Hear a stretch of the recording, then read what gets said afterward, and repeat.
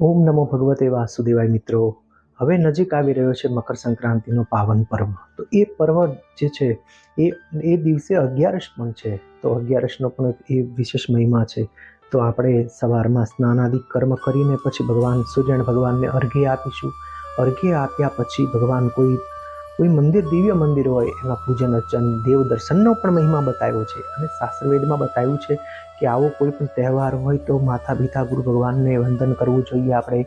અને સાથે સાથે આવું પર્વ હોય, કોઈ તહેવાર હોય તો એ દિવસે ખાસ પશુ પક્ષી પ્રાણીને આપણે ખાસ સાચવવા જોઈએ. એમને કંઈક ને કંઈક એમને આપણે અર્પણ કરવું જોઈએ. તો કોઈ પણ પશુ, ગાય માતા છે કે કોઈ કૂતરા છે, પશુ પક્ષી છે, તો એમને આપણે ખાસ આવા તહેવારોમાં તો નહીં પણ આપણે હરરોજ આવા પશુ પક્ષી પ્રાણીઓને સાચવવાનું આપણા હાથમાં છે.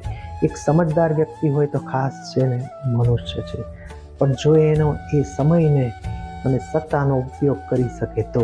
બાકી કરોડો રૂપિયા હોય પણ આવા વિચારો આવતા નથી.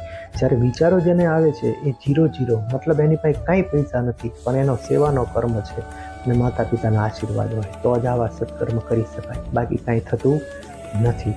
એટલે કહેવાનો ભાવાર્થ એ છે કે આવા પાવનકારી આવા કોઈ પર્વ હોય ત્યારે ખાસ પશુ પક્ષી પ્રાણીઓને આપણે સાચવવા જ જોઈએ. અને આમ તો મારું માનો તો હરરોજ કોઈ પણ પશુ પક્ષી આપની સામે હોય તો એને આપણે કંઈક ને કંઈક અર્પણ કરવું જોઈએ.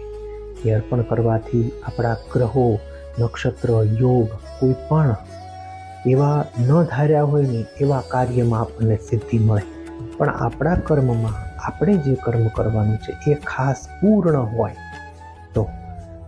બાકી પછી તમે ગમે ત્યાં મારી જેવા ગમે એ પાસે જાઓ ને પણ એનો કોઈ કાંઈ રસ્તો મળતો નથી હોતો. રસ્તો આપણી સામે છે. આપણી સામે કોઈ આવ્યો યાચક હોય કે કોઈ પણ પશુ પક્ષી પ્રાણી તો એને સાચવવું એ મારી તમારી જવાબદારી છે. આપણે જો એને નહીં સાચવીએ તો પછી સમજી લેવાનું કે એ પરમાત્મા આપણને કંઈક સાચવે. બસ એને આપણે છોડી દઈશું, ભગવાન આપણને છોડી દેશે.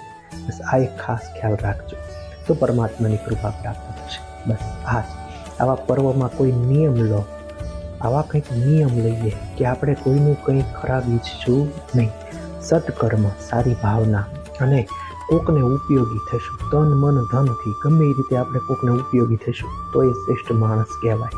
પહેલાં તો આપણે આપણા પરિવારને ઉપયોગી થવું જોઈએ, પછી કુટુંબને ઉપયોગી થવું જોઈએ, સમાજને ઉપયોગી થવું જોઈએ, પછી આપણે આપણા ગામને ઉપયોગી થવું જોઈએ, પછી આપણે એમાં પુણ્યદાન પણ એ જ પ્રમાણે બતાવે છે. પહેલાં